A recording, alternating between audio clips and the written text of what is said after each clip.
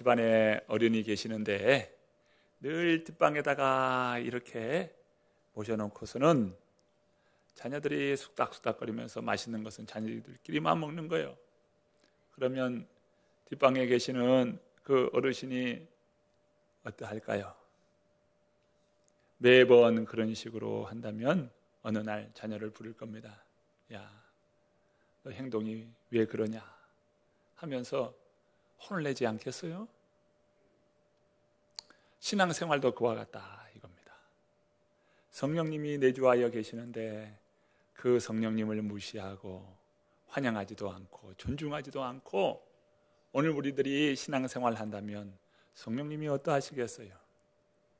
중요한 것은 그런 성령님은 놀라운 우리의 은혜와 축복과 우리 인생을 복되게 하시는 분이신데 그 은혜를 누리지 못하고 은혜 안에 거하지 못하고 그것을 다 참 온전히 받지 못하는 그런 삶을 산다는 것은 또한 불행하게 되는 거잖아요. 예수님은 요한복음 말씀에 이런 말씀을 해주셨어요. 내가 아버지께 구하겠으니 그가 또 다른 보혜사를 너희에게 주사 영원토록 너희와 함께 있게 하리니. 여기 말씀을 잘 보시면 또 다른 보혜사를 너희에게 주겠다 했어요. 또 다른 보혜사. 자, 여기 말씀에 보면 예수님도 보혜사시고 성령님도 보혜사이시다라고 하는 겁니다. 예수님이 보혜사이신데 또 다른 보혜사를 너희에게 주리라. 그러니까 예수님도 보혜사시고 성령님도 보혜사이셔요. 여기에서 또 다른 보혜사다 할 때 이 다르다라고 하는 다른이라고 하는 헬라어는 알론이라고 하는 단어인데요.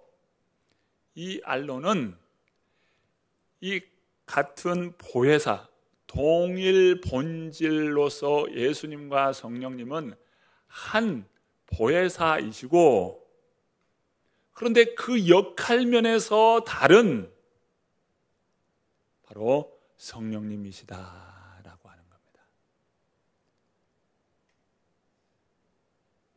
예수님도 보혜사시고 성령님도 보혜사셔요. 이 두 분은 본질로서 하나입니다. 우리가 말씀을 통해서 조금 더 살펴보겠습니다만은 예수님과 성령님은 같은 보혜사셔요. 이 본질로서 같은 분이십니다. 그래서 성경은요, 하나님의 영이라고 하는 표현으로 성령님을 나타내신가 하면 예수의 영이라고 하는 표현으로 성경이 말씀합니다. 예수님도 성령님도 본질로서 같은 보혜사이시다라고 하는 겁니다. 자, 이러한 보혜사를 아버지께 부탁하여 너희에게 그 보혜사를 보내주겠다 이렇게 말씀하시면서 이어지는 말씀이 이런 말씀입니다. 18절부터 20절 말씀인데요.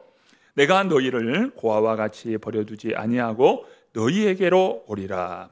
조금 있으면 세상은 다시 나를 보지 못할 것이로되 너희는 나를 보리니 이는 내가 살아있고 너희도 살아있겠음이라. 그 날에는 내가 아버지 안에 너희가 내 안에 내가 너희 안에 있는 것을 너희가 알리라. 이 말씀은요, 그 말씀이 얼마나 중요한 성령에 대한 이해를 우리에게 가르쳐 주신지 모릅니다. 성령님은 어떤 분이신가? 예수님께서 또 다른 보혜사를 너희에게 주리라 하셨을 때에 예수님은 지금 우리의 눈으로 볼 수 있는 분이셔요? 아니요. 우리의 눈으로 볼 수 있는 분이 아니십니다. 우리가 손으로 만지고 오늘 우리가 예수님을 눈으로 보고 경험하고 이렇게 실제적인 어떤 예수님을 우리가 눈으로 보거나 만지거나 이렇게 경험할 수는 없어요. 그런데 이 성령이 오시게 되면 너희 안에 내가 살아있고 너희도 살아있을 것이라 라고 하시면서 보세요. 세상은 나를 다시 못 볼 것이로되 너희는 나를 보리니 이는 내가 살아있고 너희도 살아있겠습니다. 그날에는 내가 아버지 안에 너희가 내 안에 내가 너희 안에 있는 것을 너희가 알리라. 그러니까 예수님 안에서 오늘 우리들이 그 예수님의 그 모습을 뵙게 되고 경험하게 되고 그 은혜를 누릴 수 있는 것은 또 다른 보혜사를 통해서 성령님을 통해서 예수님을 경험하게 된다는 겁니다. 그러면서 말씀해 주시기를 예수님이 아버지 안에 있는 것처럼 너희가 내 안에 있고 또 내가 너희 안에 있겠노라. 즉 예수님과 연합하게 된다는 거예요. 어떻게 예수님과 연합할 수 있는가? 이것은 바로 성령이라는 거예요. 성령이 오셔서 연합하게 된다는 겁니다. 예수님도 사역을 하실 때 연합하여 사역을 하셨던 것을 보게 됩니다. 그 대표적인 예가 예수님께서 공생애 사역하기 앞서 세례를 받으실 때 하늘에서는 비둘기 같은 성령이 임하였고 또 하늘의 그 문이 열리면서 찢어지면서 하나님의 음성이 들렸어요. 예수님은 계시고 성령이 임하였고 하나님의 그 음성이 그 예수님 위에 임하여 있는 것을 보게 됩니다. 그러니까 예수님의 사역은 연합하여 있는 거예요. 사도행전을 통해서 예수님은 제자들에게 말씀하죠. 아버지께서 약속하신 것을 기다리라. 아버지께서 약속하신 것을 기다리라. 하나님 나라 구원의 사역을 위하여 성령을 받아야 함을 당부하셔요. 그리고 사도행전 2장에 바로 성령이 임하게 되는 이런 사건이 나타나게 되죠. 그러면 성령님이 오신다는 것, 이것이 어떤 의미인가? 성령님은 무엇을 위하여 오시는가? 성령님은 우리를 위하여 오시는 분이신데 첫 번째는 구원을 완성하시기 위하여 성령님이 오시는 거예요. 오늘 우리의 구원을 위해서 성령님이 오셨다는 것을 여러분 믿으십니까? 우리가 구원을 얻기 위해서는 두 가지 사실을 인정하고 믿어야 합니다. 그 첫 번째는 내가 죄인이라는 것이에요. 내가 죄인이고 이 죄로 말미암아 영원히 멸망받을 수밖에 없는 그런 존재가 바로 나라는 것을 인정하는 거예요. 이게 구원에 있어서 첫 번째 조건입니다. 내가 죄인이라는 거예요. 죽어 마땅한 죄인이라는 거예요. 이게 첫 번째예요. 두 번째는 죄인인 나를 위하여 예수님께서 십자가를 지시고 또한 부활하셨음을 믿는 겁니다. 예수님이 나를 위하여 십자가 지시고 부활하셨다는 것을 믿는 거예요. 그런데 이 두 가지, 내가 죄인인 것을 인정하고 예수님의 십자가와 부활이 나를 위한 것이었다는 것을 믿는 것은요, 이게 굉장히 어려운 일입니다. 논리적으로 잘 이게 이해가 안 되고 또 이것을 인정하기가 매우 어려운 일입니다. 내가 죄인이다. 그런데 그 죄로 말미암아 영원히 멸망받아야 마땅할 그런 죄인이다. 이것을 쉽게 여러분 인정됩니까? 이게 쉽게 인정되는 것이 아니에요. 더군다나 2000년 전에 생명부지에 한 번도 만나보지 못한 그런 한 유대인 남자가 나를 위하여 십자가를 지시고, 십자가 질 수 있어요. 그런데 2000년이 지난 오늘 우리가 그 예수님이 지신 그 십자가와 부활이 나를 위한 것이었다라고 하는 것을 믿는다는 것은요, 이게 논리적으로 납득이 잘 안 되는 일입니다. 예수님 만나보셨어요? 안 만나보셨죠? 예, 안 만났어요. 그분은 그저 이 땅에 오실 때 한 유대인의 한 남성으로 오셨습니다. 그리고 십자가에 달려 죽으셨어요. 우리 많은 사람들이 그 예수님 부활하셨다고 말하는 겁니다. 그런데 그것이 나와 무슨 상관이에요? 그것도 2000년 전에 한 그 일이 나와 무슨 상관이 있냐 이거예요. 그런데 여러분은 그 예수님이 나를 위하여 십자가를 지시고 그리고 부활하심으로 나의 구원을 이루어 주셨다라고 하는 것을 여러분 믿습니까? 안 믿습니까? 믿어요? 믿는 분은 아멘 하셔요. 안 믿는 분은 안 믿는다고 좀 이야기 좀 해봐요. 이게 믿는다는 게 이게 보통 일이냐 이거요. 그런데 그것이 가능한 이유가 뭐냐면 성령님이시라는 거예요. 성령을 통해서 오늘 그 예수님의 십자가와 부활이 나를 위한 일이었고 그것이 나를 구원하는 그런 은혜였다는 것을 이것이 믿어지는 것이 이게 성령의 역사예요. 예수님은 이런 말씀을 하셔요. 요한복음 16장 8절에 그가 와서 죄에 대하여 의에 대하여 심판에 대하여 세상을 책망하시리라. 성령이 오셔서 죄에 대하여 깨닫게 하시고 내가 죽어 마땅한 죄인이다 라고 하는 것을 성령님께서 일깨워 주신다는 거예요.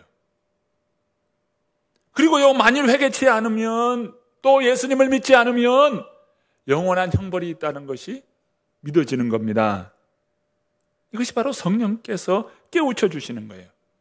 성령이 도와주시지 않으면 인간 스스로는 예수님을 나의 구주로 믿을 수가 없습니다. 갈라디아서 4장 6절에 이런 말씀을 해 주시고 계셔요. 너희가 아들임으로 하나님이 그 아들의 영을 우리 마음 가운데 보내사 아빠 아버지라 부르게 하셨느니라. 너희가 아들임으로, 우리가 뭐예요? 하나님의 자녀, 아들임으로 하나님이 그 아들의 영, 누구십니까? 성령이시죠. 그 아들의 영, 성령을 우리 마음 가운데 보내사 하나님을 향하여 어떻게 불러요? 아빠, 아버지라 부르게 된다 이거예요. 이게 무엇입니까? 우리가 하나님의 자녀가 된 자들로서 바로 예수의 영, 바로 성령을 통해서 하나님을 향하여 아빠, 아버지라고 부르게 된다는 겁니다. 여러분, 하나님을 향하여 나의 사랑하는 아버지, 하늘에 계신 나의 아버지, 이렇게 여러분 고백하십니까? 그 하나님을 향하여 아버지라고, 아빠, 아버지라고 이렇게 부르는 것은 성령을 통해서 하는 일이라 이거예요. 예수의 영을 통하여 아빠, 아버지라고 부르짖게 된다는 겁니다. 그뿐만이 아닙니다. 고린도 이 12장의 말씀, 고린도전서 12장의 말씀에 보면 누구든지 성령을 통하지 않고서는 예수를 주라 할 수 없느니라. 예수님을 향하여 나의 주님이라고 고백하는 것은 그저 내 입에 붙은 말이 아니라 성령을 통해서 예수 그리스도가 나의 주님이시다 라고 하는 고백인 것이에요. 그 성령님은요, 고린도후서 1장 12절에 그가 또한 우리에게 인치시고 보증으로 우리의 마음에 성령을 주셨느니라. 성령을 통해서 우리의 마음에 인을 쳐주시고 보증으로 확증시켜 주시는데 무엇을요? 구원을 보증하여 주시고 확증하여 주시니라. 즉 구원을 완성해 주시는 분이 누구십니까? 바로 성령님이셔요. 자, 보십시오. 예수님께서 구원을 이루셨잖아요.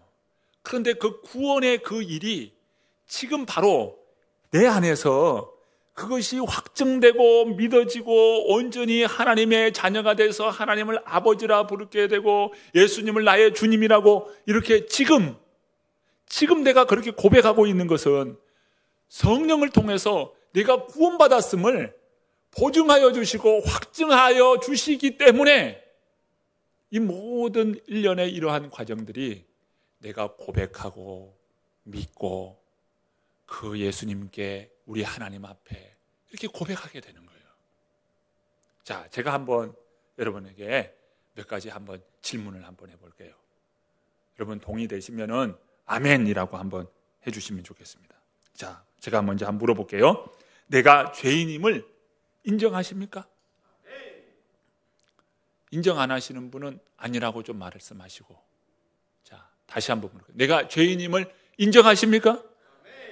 제가 입을 다 보고 있는데 안 하는 분 몇 분 계시거든요. 네. 하여튼 그분은 안 되는 건가 정가 모르겠는데요. 하여튼 이번에 고백하는 분은 성령이 고백하게 하시는 줄 알고 제가 그렇게 받아들이겠습니다. 자, 여러분은 내가 죄인임을 인정하십니까? 네. 인정하신다고 말씀하시네요. 자, 두 번째 제가 한번 물어볼게요. 예수님이 의로우신 하나님의 아들이신데 나를 대신하여 십자가에 죽으셨음을 믿습니까? 제가 입을 다 못 봤어요. 예수님께서 나를 위하여 십자가에 지셨음을 믿으십니까? 마스크 쓰신 분은 제가 못 보고. 네.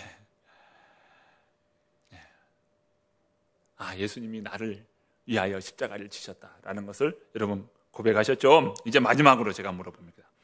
이제 내가 하나님을 아버지라 부를 수 있습니까?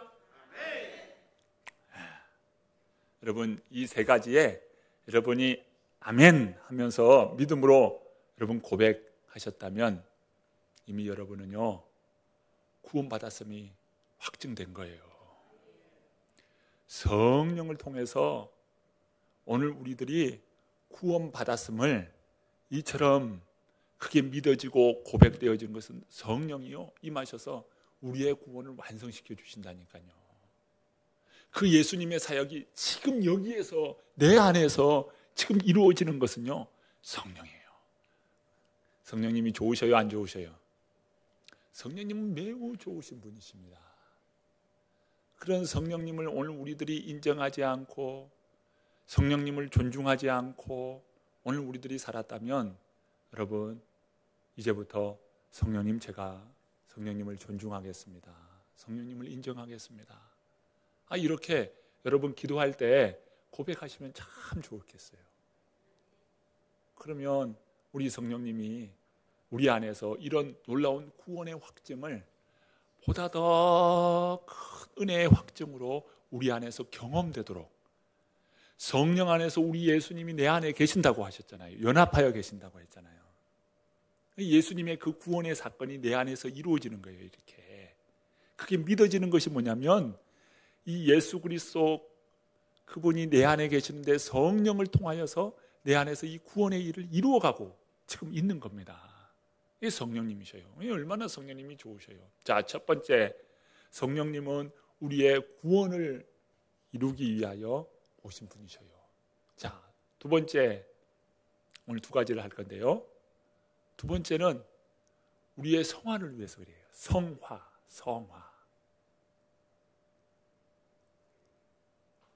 성화를 다른 말로 하면 예수님을 닮아가는 삶이에요. 예수님의 형상을 본받고 예수님의 그 성품을 본받고 예수님의 삶을 본받는 삶. 그것이 바로 성화예요. 자, 구원 받았잖아요. 우리가 구원의 백성이잖아요. 구원 받았으니까 다 끝난 것이 아니에요. 우리는요 온전히 완성된 구원을 향하여 나아가는 사람들입니다. 자, 믿는 자로 우리는 어떻게 살 것인가, 어떻게 고백하며 주님 앞에 반응하며 주님 앞에 드릴 것인가, 이 삶이 남은 거예요. 성화의 삶이 남은 겁니다. 자, 로마서 8장 29절 30절 말씀인데요. 우리 화면 나왔으니까 함께 같이 한번 읽어볼까요? 읽어봅니다. 하나님이 미리 아신 자들을 또한 그 아들의 형상을 본받게 하기 위하여 미리 정하셨으니 이는 그로 많은 형제 중에서 맏아들이 되게 하려 하심이니라. 또 미리 정하신 그들을 또한 부르시고 부르신 그들을 또한 의롭다 하시고 의롭다 하신 그들을 또한 영화롭게 하셨느니라. 예수님께서 그 하나님의 깊으신 은혜의 경륜 안에서 우리를요 다 정하셔서 우리를 불러주셨어요. 부르신 그분은 우리를 의롭다 하시고요, 의롭다 하신 그분께서 우리를 영화롭게 하시는 거예요. 자, 과정이 있죠? 정하시고 부르시고 의롭다 하시고 또 영화롭게 하는 것. 이런 과정을 통해서 우리가 어떠한 자로 세우고자 하는 거예요? 29절 말씀 보면은 그 아들의 형상을 본받게 하기 위하여. 예수님을 쫓아가는 삶, 예수님을 따르는 삶, 그러한 삶을 살도록 우리를 이처럼 정하여 주시고 불러주시고 의롭게 해주시고 영화롭게 해주시는 거예요. 이런 일련의 과정들, 그것은 바로 거룩하게 되어지는 그러한 일, 그것을 가리켜서 성화다. 성화. 우리는 날마다 거룩한 삶으로 나아가는데 그 거룩한 삶을 어떻게 사는 것인가? 예수님을 본받아 사는 삶이에요. 너희는 그리스도의 장성한 분량에 이르기까지 자라가라. 이렇게 성경이 말씀하잖아요. 구원받았으니까 됐다. 다 끝났다. 구원받았어요. 난 구원받았어. 그리고 성화의 삶이 없어요. 자기 마음대로 욕심에 쫓아서 살아가요. 그것은 하나님을 오해한 거예요. 구원에 대하여 오해한 겁니다. 구원받는 자로서 삶이 따라오는 거예요. 이게 바로 믿음의 삶이요 구원의 삶인 것이죠. 우리의 남은 삶의 자리가 있는 거예요. 내가 예수 그리스도를 믿었다라고 하는 것은 구원받았다라고 하는 겁니다. 그 믿음이 크고 작은 믿음이 있고 또 연약한 믿음이 있고 풍성한 믿음이 있지만 믿었다라고 할 때 그 믿음, 작은 믿음일지라도 그 작은 믿음, 그 고백을 통해서 우리 하나님은 구원의 은혜를 베풀어 주시는 분이셔요. 자, 구원에 대하여 우리 하나님이 인색한 분이 아니시고요, 넉넉히 구원의 은혜를 베푸시는 분이셔요. 아들까지 내어주시니가 어찌 너희에게 그 은혜를 주시지 않겠느냐, 은사를 주시지 않겠느냐. 우리 하나님은요 아들까지 내어주셨는데 구원을 어떻게 하면 안 줄까가 아니라 어떻게 하면 더 풍성하게 줄 수 있을까를 더 생각하시는 분이십니다. 그러니까 오늘 믿는다라고 하는 것은 구원받았다라고 하는 겁니다. 그러나 그 구원은 이미와 아직의 긴장관계에 있어요. 구원받았지만 아직은 아니다. 여러분 구원받았잖아요. 완성됐어요? 여러분 구원이? 아니요. 네. 자, 성경은 이렇게 갈라디아서에 말씀합니다. 갈라디아서 5장 16절 17절 말씀인데요, 우리 화면에 나오니까 같이 한번 읽어보겠습니다. 내가 이르노니 너희는 성령을 따라 행하라. 그리하면 육체의 욕심을 이루지 아니하리라. 육체의 소욕은 성령을 거스르고 성령은 육체를 거스르나니 이 둘이 서로 대적함으로 너희가 원하는 것을 하지 못하게 하려 함이니라. 우리 마음에요 육체의 소욕, 육체의 욕심을 따라가는 육체의 소욕이 있고요, 성령을 따라가는 그런 삶이 있습니다. 그런데 내 안에 이게 육체의 소욕과 성령을 쫓는 그 마음이 내 안에 같이 있는 거예요. 여러분 그렇죠? 육체의 소욕을 쫓아서 가면 결국 죄를 짓는 일에 오늘 우리들이 서게 되는 거예요. 육체의 소욕을 따라가면. 근데 성령을 쫓아서 성령을 따라가면 어떻게 될까요? 예수님을 본받는 그런 삶이 됩니다. 내 안에 육체의 소욕을 따라갈 것인가, 성령을 좇는 그런 삶을 살 것인가. 여기 안에서 끊임없이 긴장 관계에 있는 거예요. 내 안에 구원받았으니까 됐다가 아니고, 구원받는 자로서 오늘 우리가 육체의 소욕을 쫓아가면 결국 이 갈라디아서 5장 이후에 육체의 소욕을 따라 사는 삶의 모습이 나타나는데, 그것은 죄의 모습으로 나타나는 겁니다. 그런데 성령을 쫓아서 성령의 그 말씀, 성령을 좇는 그런 인생을 사는 자에게는 오늘 우리 본문에서 읽은 말씀, 성령의 9가지 열매라고 말하는 오늘 본문의 말씀, 그 말씀이 이루어지게 된다는 거예요. 자, 오늘 우리가 읽은 말씀이 있죠. 본문 5장 22절 23절 말씀 읽어봅니다. 오직 성령의 열매는 사랑과 희락과 화평과 오래 참음과 자비와 양선과 충성과 온유와 절제니 이 같은 것을 금지할 법이 없느니라.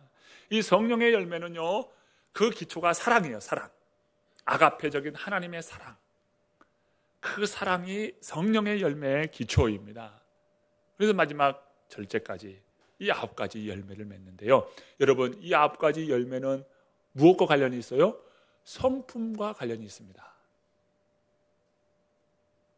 성령의 열매는 성품과, 자, 여러분, 성품이요, 하루아침에 성품이 만들어집니까? 그러지 못하죠.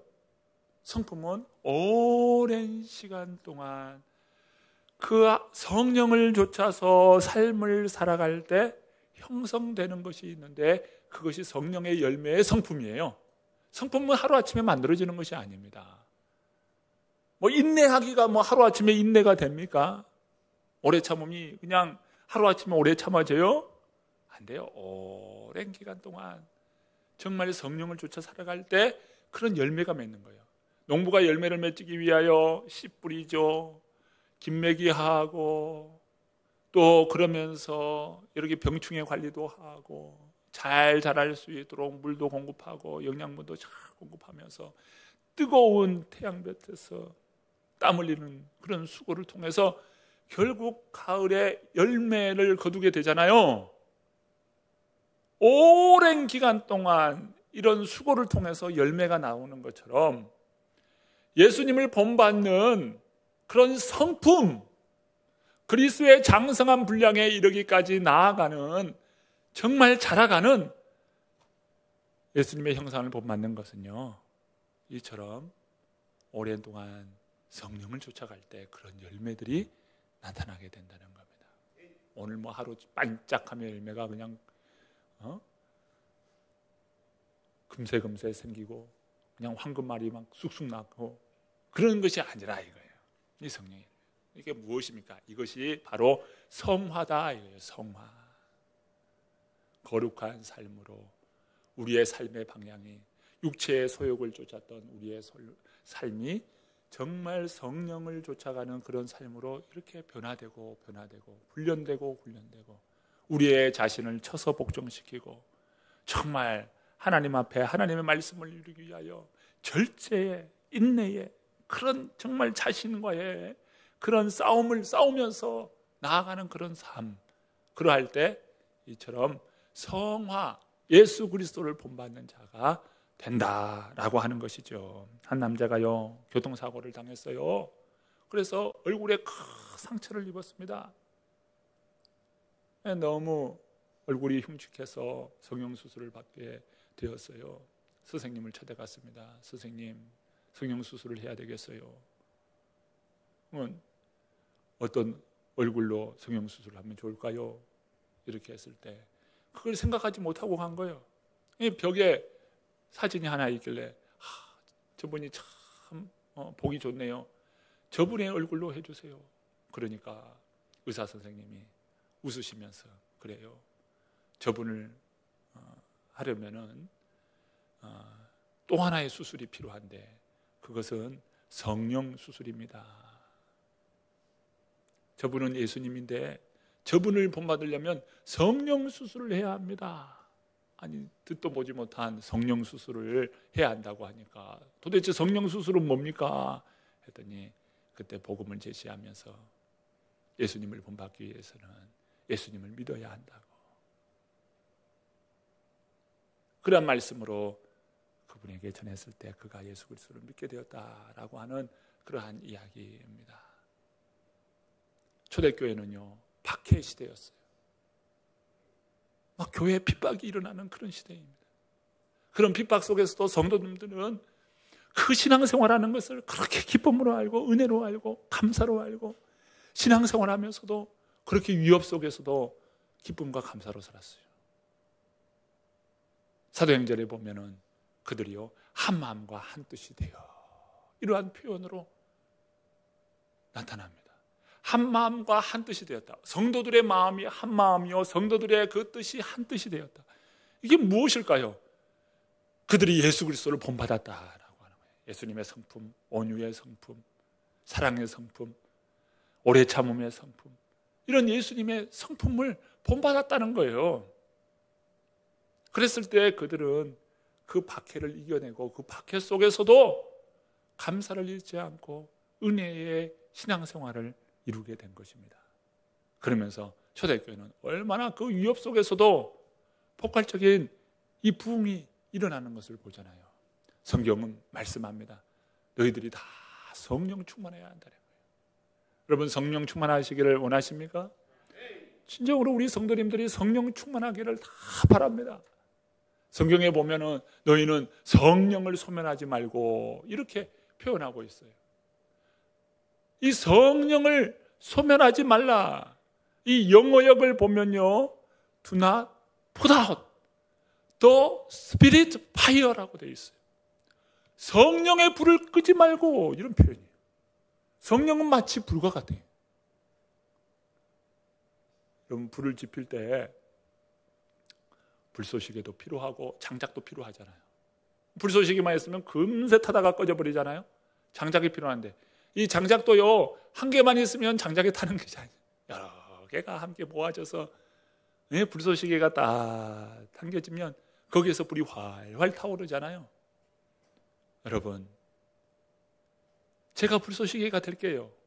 우리 성도님들은 장작을 다 포개셔요. 한 분 한 분들이 장작이 되어서 내가 성령의 충만함을 받으리라, 성령으로 충만하리라, 이렇게 마음을 잡수시고, 여러분, 성령님을 인정하셔요. 성령님을 환영하셔요. 그리고 저에게 성령 충만을 주세요. 구할 수 있는 우리 모든 성도님들 되시기를 바랍니다. 우리 모든 성도님들 성령 충만한 삶 사셔서 구원을 이룰 뿐만 아니라 성화의 삶으로 나아가는 우리 모든 성도님들 되시기를 간절히 축원드립니다.